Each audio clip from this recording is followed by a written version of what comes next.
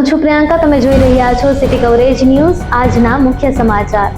જૂનાગઢ મહાનગરપાલિકાની બાંધકામ શાખાના કર્મચારી પર હુમલો થતા તેના ઘેરા પ્રત્યાઘાતો પડ્યા હતા। હુમલો થતાની સાથે જ તમામ કર્મચારીઓ ઓફિસોને તાળા મારી દઈ નીચે ઉતરી ગયા હતા અને વીજળીક હડતાલ પાડી હતી, જેને કારણે સવારના 11 વાગ્યાથી લઈને બપોરના 1:30 વાગ્યા સુધી કોર્પોરેશનની તમામ કારીગરી ઠપ રહી હતી। બાદમાં હુમલો કરનાર મધુરમના કરશન સોલંકી સામે બી ડિવિઝન પોલીસમાં ફરિયાદ નોંધાતા અને કમિશનરે યોગ્ય કરવાની ખાતરી આપતા મામલો થાળે પડ્યો હતો અને 2 વાગ્યાથી મહાનગરપાલિકાની કચેરી ફરી ધમધમતી થઈ હતી। જૂનાગઢના અગ્રણી બિલ્ડર્સ ચેતન કાંતિલાલ ફળદુ સામે એટ્રોસિટી એક્ટ અંતર્ગત ફરિયાદ નોંધાઈ છે। જૂનાગઢના આંબેડકર નગરમાં રહેતા સંજય મુરજીભાઈ પરમારે એ ડિવિઝન પોલીસ સ્ટેશનમાં ફરિયાદ નોંધાવી છે। ફરિયાદમાં જણાવ્યું છે કે આરોપીએ ફરિયાદીની અનુસૂચિત જાતિ વિરુદ્ધ ગેરબંધારણીય અને અપમાનજનક શબ્દ બોલી ફરિયાદીની અનુસૂચિત જાતિના લોકોને સમાજમાં ધિક્કારવાના અને જાતિ પ્રત્યે એકબીજામાં દુશ્મનાવટ ફેલાય તેવા શબ્દો બોલી તેને સોશિયલ મીડિયામાં ઓડિયો ક્લિપમાં જાહેર કરી અને વાયરલ કરીને ગુનો કર્યો છે। કોલેજમાં ભણતા વિદ્યાર્થીઓ માટે સૌથી અગત્યની બાબત એટલે પ્લેસમેન્ટ। જો વિદ્યાર્થીઓને ગ્રેજ્યુએશન પૂર્ણ થાય તે પહેલા જ કોલેજમાંથી જ બેસ્ટ જોબ મળી જાય તો વિદ્યાર્થીઓનું ભવિષ્ય ઉજ્જવળ બની જાય છે। ત્યારે નોબલ યુનિવર્સિટી જૂનાગઢ દ્વારા 25 એપ્રિલ શનિવારે એક મેગા જોબ ફેરનું આયોજન કરવામાં આવશે। આ જોબ ફેરમાં 50 થી વધુ કંપનીઓના પ્રતિનિધિઓ દ્વારા નોબલ યુનિવર્સિટીના ભેસાણ રોડ કેમ્પસ ખાતે જોબ ઇન્ટરવ્યુ યોજાશે।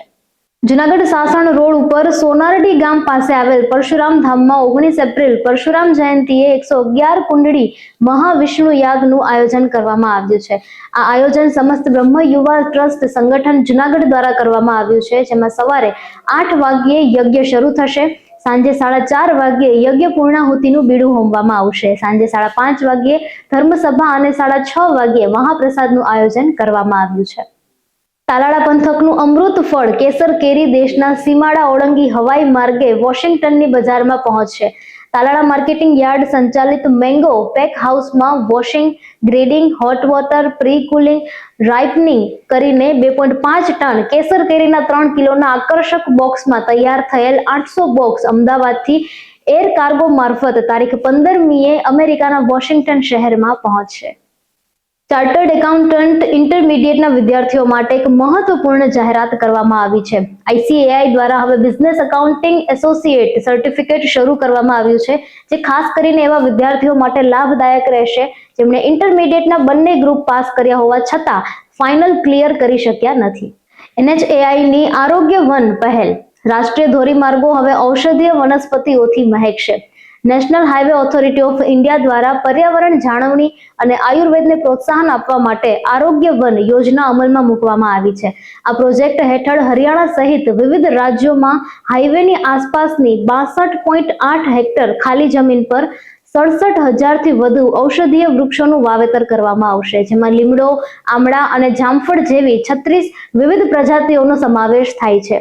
આ પહેલથી માત્ર હાઈવે પર હરિયાળી જ નહીં વધે, પરંતુ જૈવ વૈવિધ્યનું રક્ષણ પણ થશે અને રાષ્ટ્રીય માર્ગો ગ્રીન કોરિડોરમાં ફેરવાશે।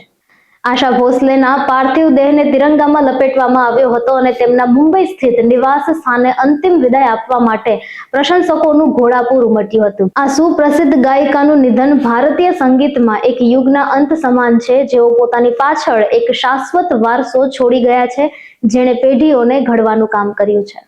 ભારતે સંરક્ષણ ક્ષેત્રે ઐતિહાસિક સિદ્ધિ મેળવતા દેશનું પ્રથમ ન્યુક્લિયર મિસાઇલ ટ્રેકિંગ જહાજ INS ધ્રુવ કાર્યરત કર્યું છે। આ અત્યાધુનિક જહાજ દુશ્મન દેશોની બેલેસ્ટિક અને પરમાણુ મિસાઇલોને ઘણા દૂરથી ટ્રેક કરવાની અને સમુદ્રના પેટાળમાં થતી હલચલ પર નજર રાખવાની અદ્ભુત ક્ષમતા ધરાવે છે। મેક ઇન ઇન્ડિયા હેઠળ બનેલું આ જહાજ અદ્યતન રડાર સિસ્ટમથી સજ્જ છે, જે હિન્દ મહાસાગરમાં ભારતની સુરક્ષા કવચને મજબૂત બનાવશે। આ સાથે જ ભારત હવે અમેરિકા અને રશિયા જેવા શક્તિશાળી દેશોની હરોળમાં સામેલ થઈ ગયું છે। અમેરિકન પ્રમુખ ડોનાલ્ડ ટ્રમ્પ દ્વારા હોર્મુઝની ખાડીમાં ઈરાની જહાજોને નાકાબંધી કરવાની ધમકી બાદ પશ્ચિમ એશિયામાં સ્થિતિ અત્યંત સ્ફોટક બની છે। ઈરાનની સેનાએ આડકતરી રીતે ખાડીના અન્ય દેશોને પણ ચેતવણી આપી દીધી છે કે જો ઈરાનના બંદરો પર હુમલો થયો તો ઓમાન સાગર કે ફારસની ખાડીનું એક પણ બંદર સુરક્ષિત રહેશે નહીં। સિટી કવરેજ ન્યૂઝના ડેઈલી અપડેટ માટે અમારી ચેનલને લાઇક કરો, શેર કરો અને સબસ્ક્રાઇબ કરો। આવતીકાલે મળીશું ફરી નવા સમાચારો સાથે। City coverage news Junagadh.